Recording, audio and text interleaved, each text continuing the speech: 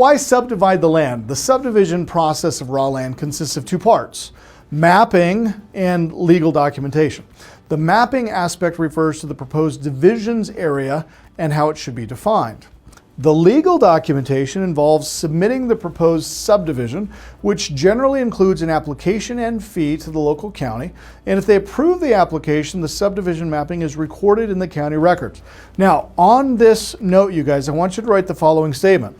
All of the required work is going to be done by licensed engineers. Licensed civil engineers are going to drop all the plans, and licensed attorneys are going to draft all the legal. Now, this is the best part, because I was having a conversation in June. My kids had an after-school party at our house. So we have 50 children, 50 kids, 13 and 14. You want to talk about a cesspool of hormones. It was unbelievable. 50 kids running around my house.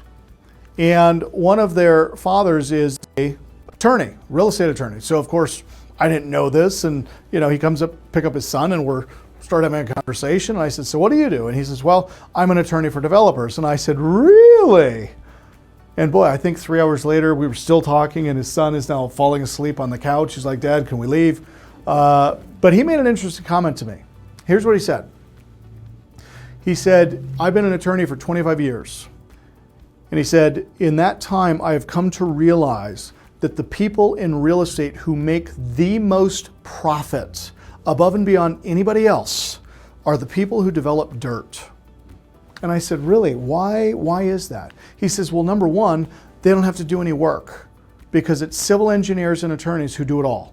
They draft all of the lot lines, they do all of the engineering, they do all of the infrastructure stuff, they take everything through the city for approval, and then they get their attorneys to draft all the CC&Rs and the HOA requirements." And he says, and then once the land is shovel ready, they just offload it to some other investor who's got a completely different set of economics and how they look at things. And he said their return on investment, the return on investment on dirt for just hiring these two parties to do this work is 13x.